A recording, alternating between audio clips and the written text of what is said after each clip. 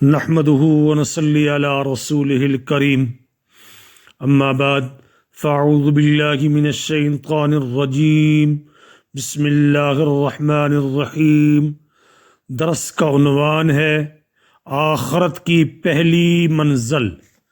اللہ تعالیٰ نے انسان کو دنیا میں اس لیے بھیجا تاکہ اس مختصر سی زندگی میں آخرت کے لیے کچھ نیکیاں کما لے۔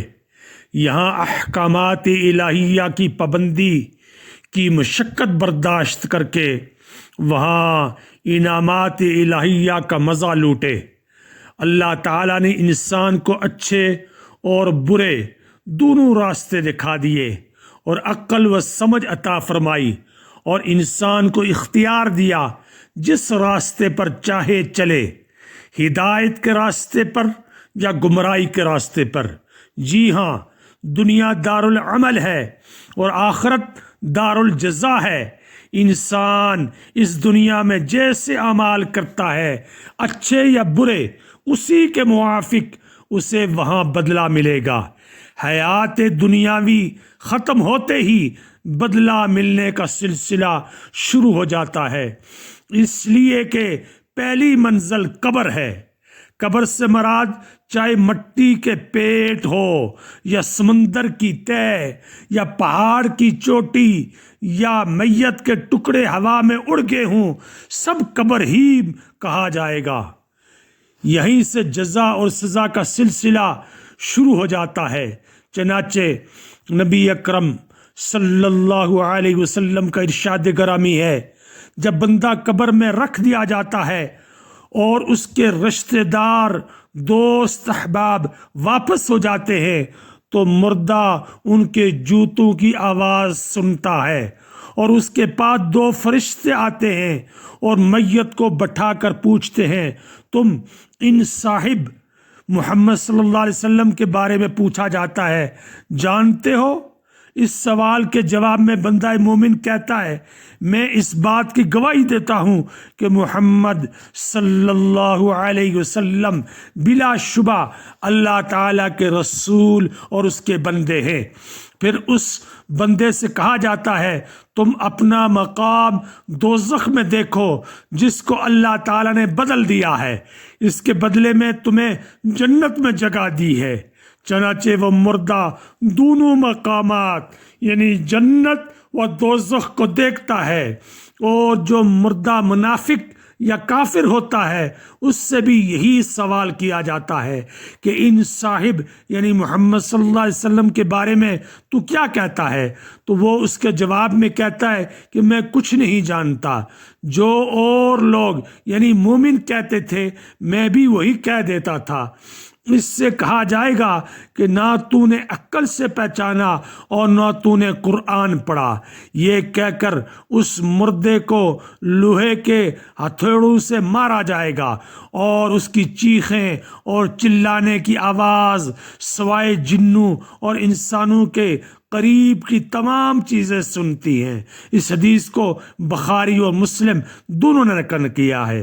نبی اکرم صلی اللہ علیہ وسلم نے یہ بھی ارشاد فرمایا، جب تم میں سے کوئی مرتا ہے تو قبر کے اندر صبح و شام اس کا ٹھکانہ اس کے سامنے لایا جاتا ہے۔ اگر وہ جنتی ہوتا ہے تو جنت میں اس کا ٹھکانہ دکھایا جاتا ہے، اگر دوزخی ہوتا ہے تو دوزخ میں اس کا ٹھکانہ دکھایا جاتا ہے۔ اس سے کہا جاتا ہے کہ یہ ہے تیرا ٹھکانہ، تو اس کا انتظار کر یہاں تک کہ قیامت کے روز اللہ تعالیٰ تجھے اٹھا کر وہاں بھیجے۔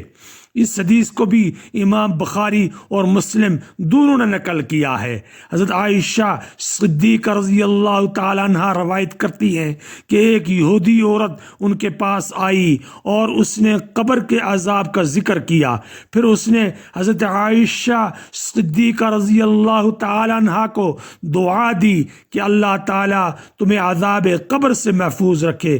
حضرت عائشہ صدیقہ رضی اللہ تعالیٰ عنہ نے عرض کیا، نبی اکرم صلی اللہ علیہ وسلم سے عذاب قبر کا حال پوچھا، آپ صلی اللہ علیہ وسلم نے فرمایا ہاں قبر کا عذاب حق ہے۔ حضرت عائشہ صدیقہ رضی اللہ تعالیٰ عنہ فرماتی ہیں، اس واقعہ کے بعد میں نے نبی اکرم صلی اللہ علیہ وسلم کو دیکھا، جب بھی کوئی نماز پڑھتے تو ضرور عذاب قبر سے پناہ مانگتے، اور اس حدیث کو بھی بخاری اور مسلم دونوں نے نقل کیا ہے۔ حضرت ابن عباس رضی اللہ تعالیٰ عنہ سے مروی ہے، جناب نبی اکرم صلی اللہ علیہ وسلم کا 2 قبروں پر گزر ہوا تو آپ صلی اللہ علیہ وسلم نے ارشاد فرمایا، ان دونوں صاحبان قبر پر عذاب ہو رہا ہے، ان دونوں پر کسی بڑے گناہ کے ارتکاب پر عذاب نہیں ہو رہا۔ ایک تو ان میں سے چغل خوری کیا کرتا تھا، دوسرا پیشاب سے پرہیز نہیں کرتا تھا۔ حدیث کو امام بخاری اور مسلم دونوں نے نقل فرمایا ہے۔ دوسری حدیث میں نبی اکرم صلی اللہ علیہ وسلم نے ارشاد فرمایا، پیشاب کے بارے میں احتیاط کیا کرو، یعنی اس کے قطرات کے چھینٹوں وغیرہ سے اجتناب کرو، اگر لگ جائیں تو فوراً دھو لیا کرو، کیونکہ عام طور پر عذاب قبر پیشاب سے پرہیز نہ کرنے کی وجہ سے ہوتا ہے۔ خلاصہ کلام یہ ہے کہ مذکورہ حدیث مبارکہ سے بخوبی اندازہ ہوتا ہے کہ قیامت سے پہلے قبر میں بھی مختلف گناہوں پر مختلف شکل میں سزا ہوتی ہے۔ یہیں سے آدمی کو اندازہ ہو جائے گا کہ آگے اس کا ٹھکانہ کیا ہے۔ قبر آخرت کی منزلوں میں پہلی منزل ہے، اگر اس میں نجات ہو گئی تو آگے کی منزل آسان ہو جائے گی، آگے کی ساری منزلیں سہل ہو جائیں گی۔ اگر اسی میں پکڑ ہو گئی تو آگے کی منازل بہت کٹھن ہوں گی۔ اس لیے قبر میں جانے سے پہلے ہی تمام گناہوں سے توبہ تائب ہو جانا چاہیے، ہر ایسے فعل سے اجتناب کرنا چاہیے جو باعث عذاب ہوگا۔ اللہ تعالی ہم سب کو عذاب قبر کا سبب بننے والے اعمال اور عذاب قبر سے حفاظت فرمائے۔ وآخر دعوانا ان الحمد للہ رب العالمین۔